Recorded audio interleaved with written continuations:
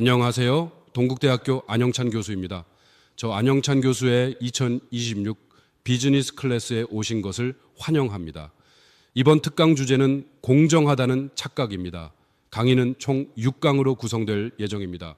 비즈니스 역량을 키우고 싶은 분들은 언제나 환영입니다. 이번 특강에서는 저의 모든 역량을 총동원해 너무 딱딱하고 지루하지는 않도록, 그러면서 전문적 지식을 학습할 수 있도록 구성하였으니 믿고 따라오셔도 됩니다. 그러면 이제 본격적으로 강의를 시작해 볼까요?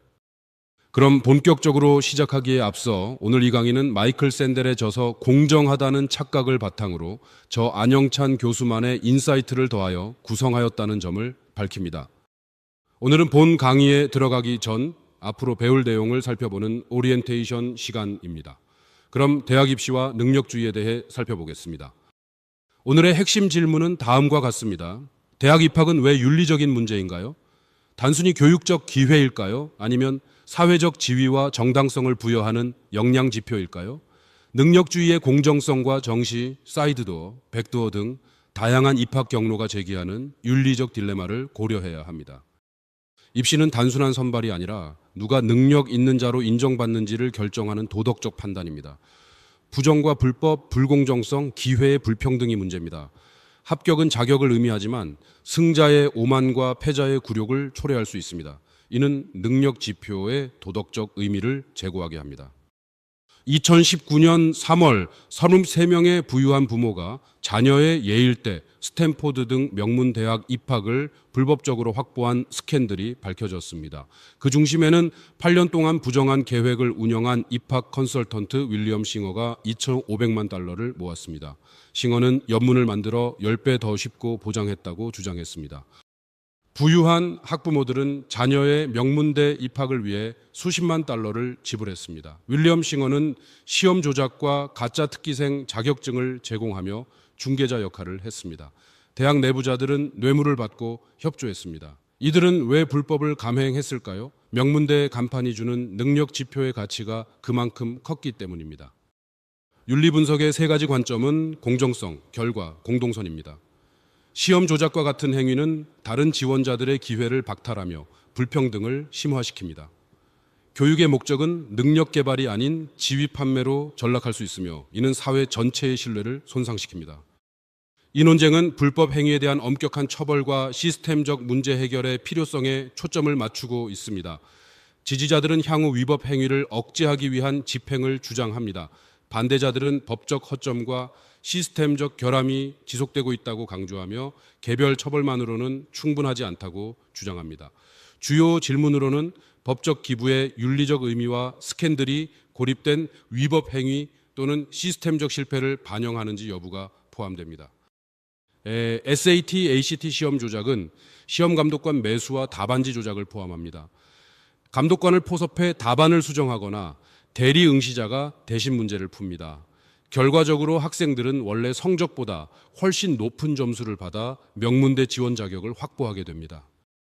펠리시티 허프먼 사건은 할인 서비스라고 불리는 딸의 학업평가 시험 점수를 변경하기 위해 15천 달러를 지불하는 것과 관련이 있습니다.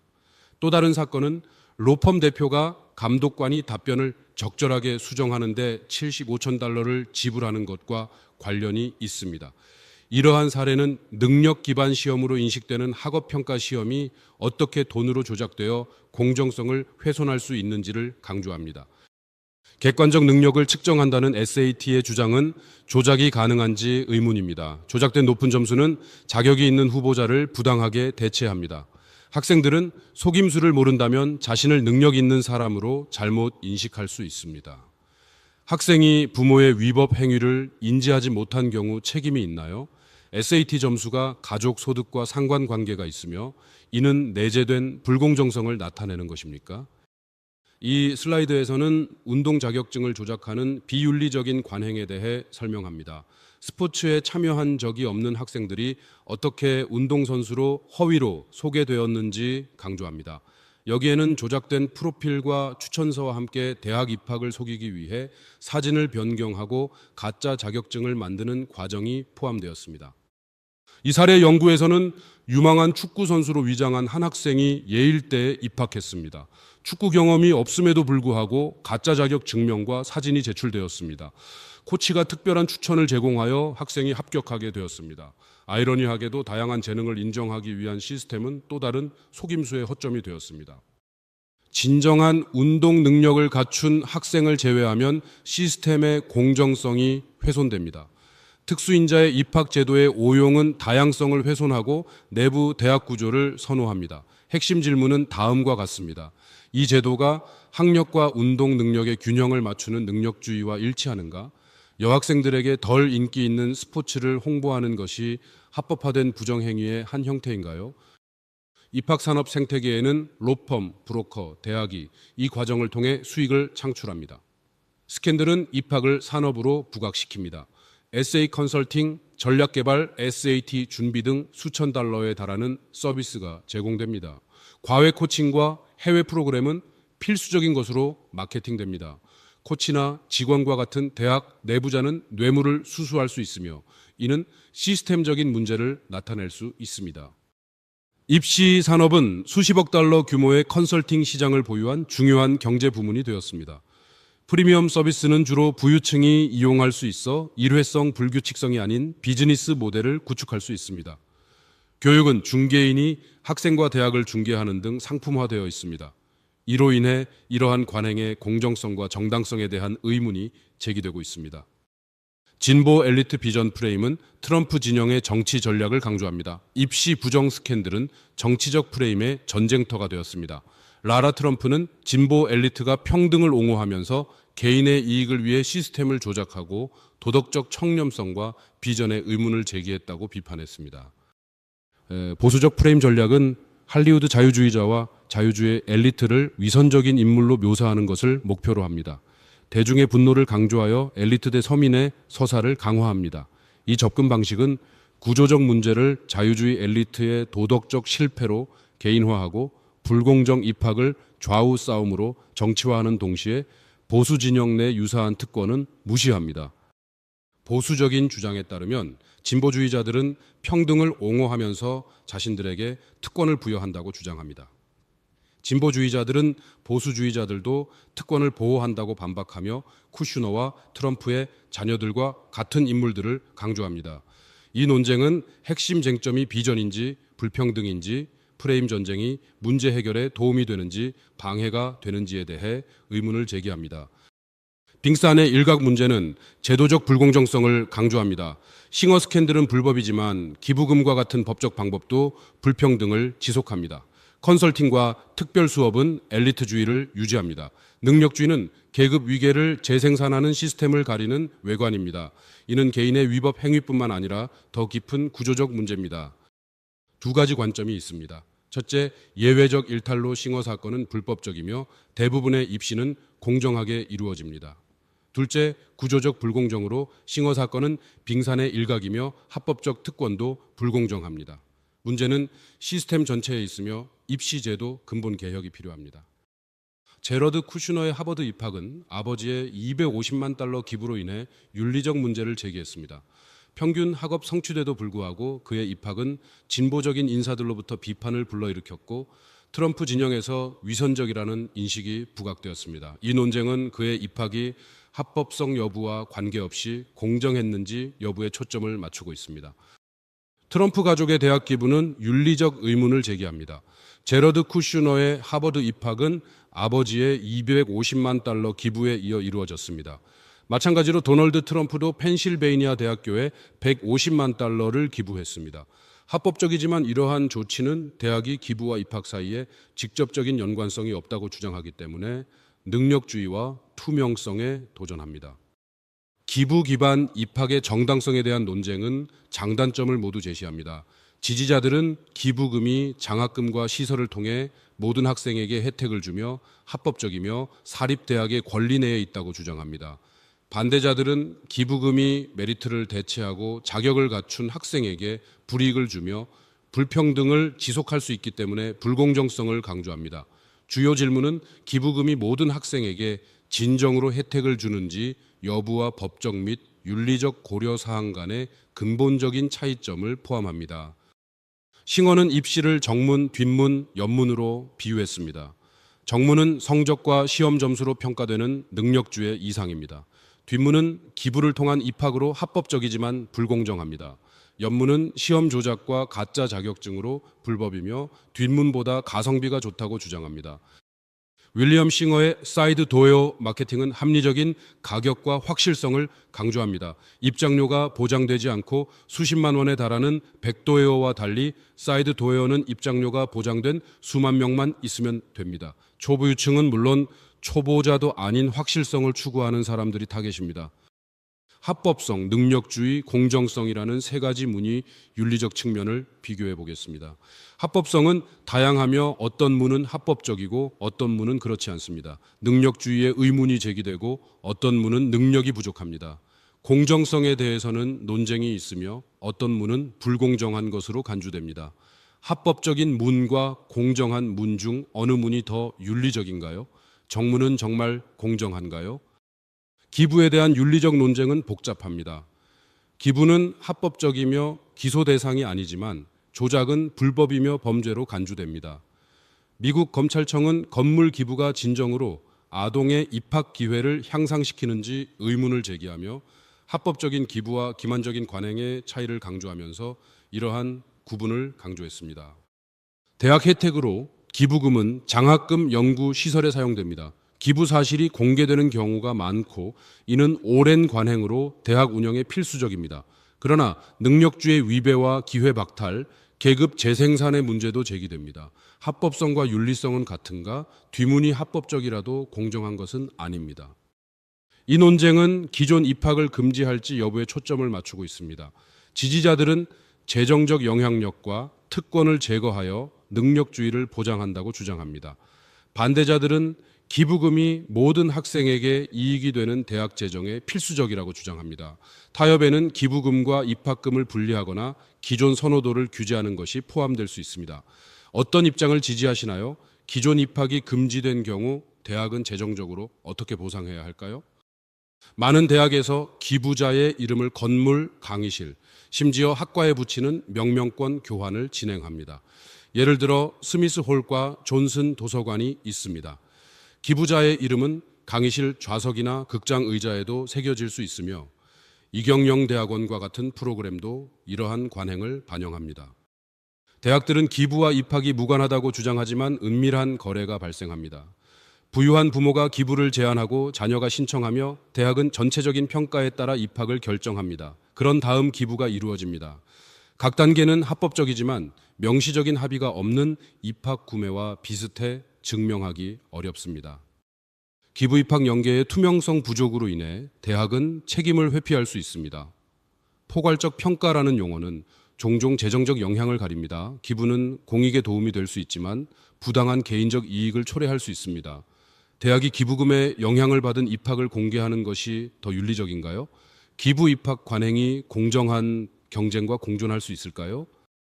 SAT는 종종 객관적 능력의 척도로 여겨지지만 가족 소득과 밀접한 상관관계가 있습니다. 통계에 따르면 부유한 학생일수록 높은 점수를 받는 경향이 있으며 이는 SAT가 능력뿐만 아니라 자원도 평가한다는 것을 나타냅니다. 이는 사회경제적 요인이 시험 결과에 미치는 영향을 강조합니다. 소득이 높을수록 SAT 점수도 높습니다. 이는 부유층이 SAT 학원, 과외, 모의고사 등에 투자할 수 있기 때문입니다. 또한 좋은 학군과 사교육 접근성 등 환경적 요인이 큽니다. SAT는 순수 능력이 아니라 자원 플러스 능력을 측정합니다. 오늘 토론은 SAT 테스트의 윤리적 분석에 초점을 맞춥니다.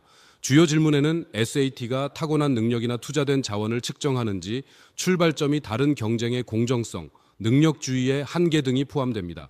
SAT를 폐지해야 할까요? 아니면 선택적으로 도입해야 할까요? 유지된다면 소득 기반 점수 격차는 어떻게 해결해야 할까요? 인상적인 대학 지원서를 만드는 데는 종종 비용이 많이 드는 활동이 필요합니다. 부유한 부모는 SAT 아카데미, 음악 수업, 엘리트 스포츠, 여름 프로그램에 투자합니다. 여기에는 피아노 또는 바이올린 레슨, 펜싱, 리더십 캠프 등이 포함됩니다. 또한 에세이 편집 및 면접 코칭과 같은 입학 컨설팅 서비스에는 수만 달러의 비용이 들 수 있으며 이는 경쟁력 있는 지원서를 만드는 데 있어 재정적 장벽을 강조합니다. 학생들은 종종 도움이 필요한 사람들에게 공감을 보여주기 위해 해외 자원봉사 여행에 참여합니다. 그러나 이러한 활동은 비용이 많이 들고 진정성에 대한 의문을 제기합니다.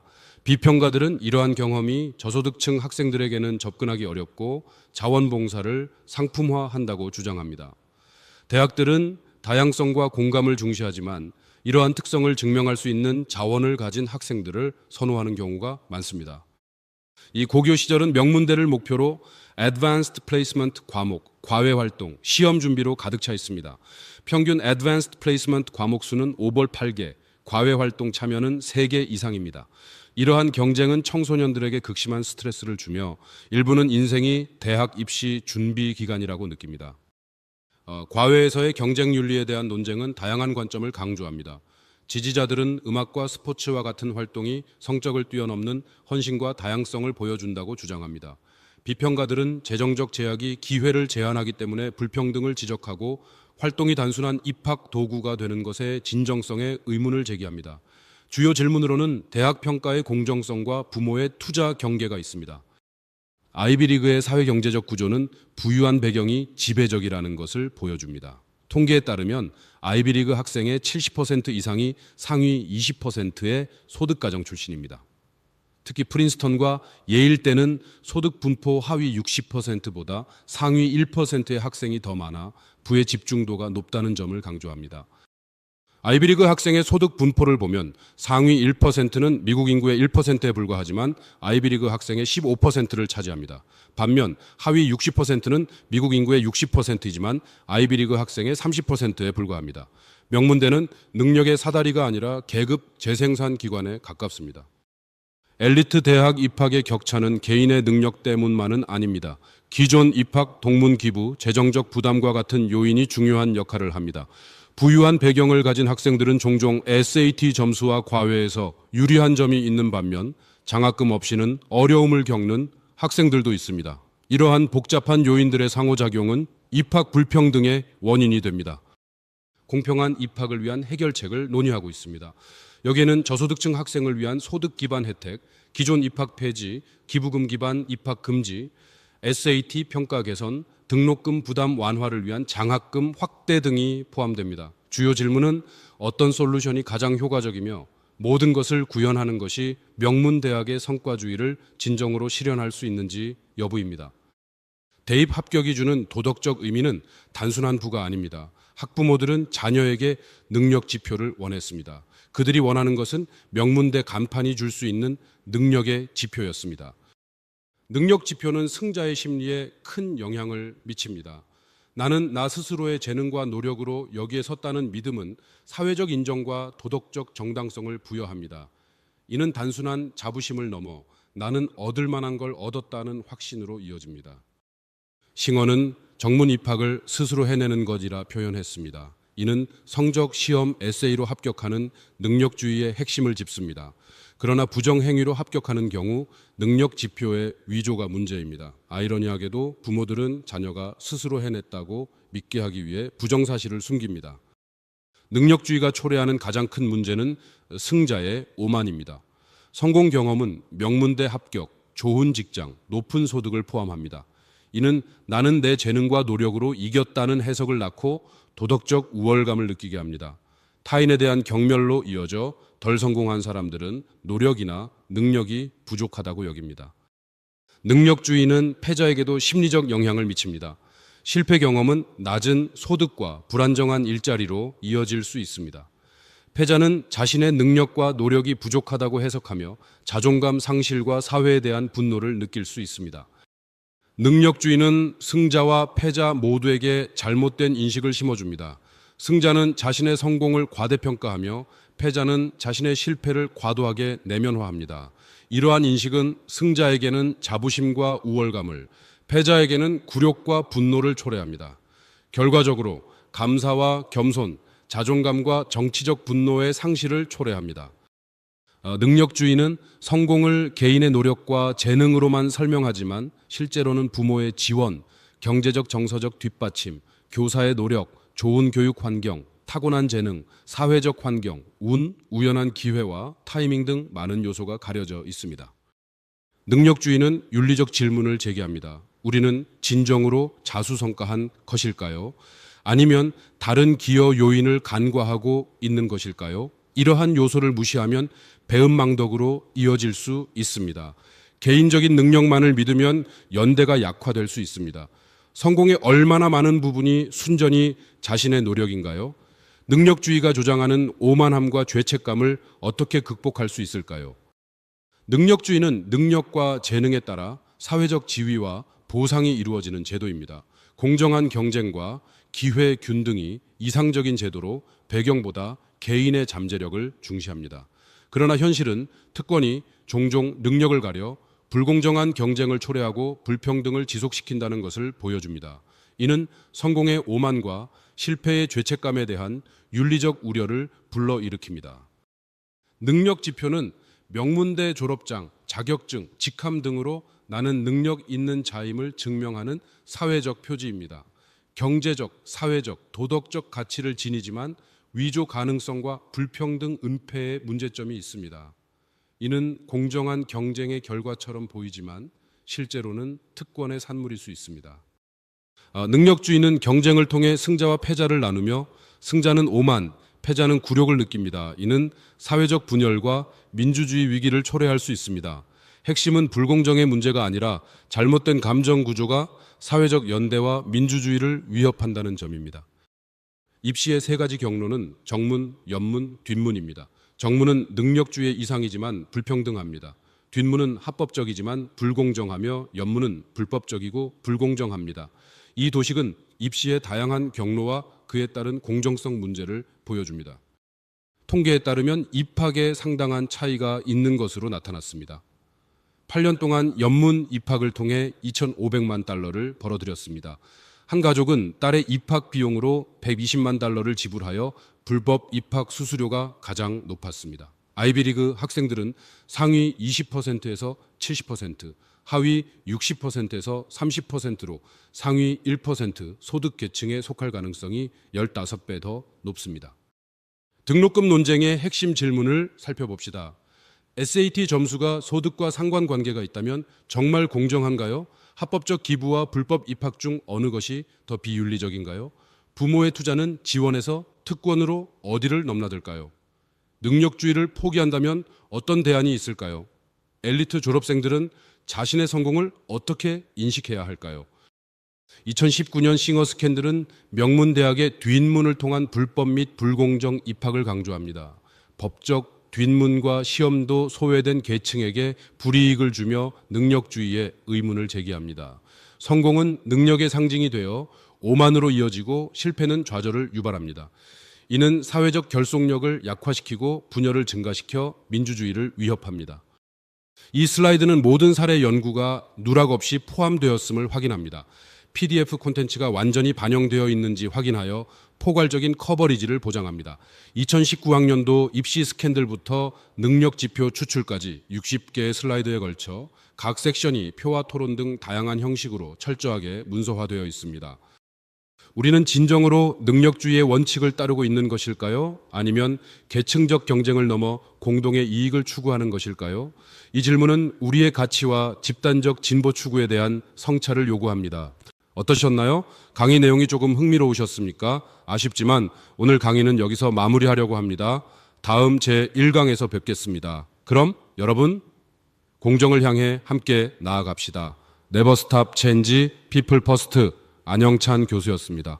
감사합니다. 유익하셨다면 좋아요, 구독, 알림 설정 부탁드립니다. 더 방대한 고급 정보를 얻고 싶으신 분들은 멤버십 가입도 추천드립니다. 감사합니다.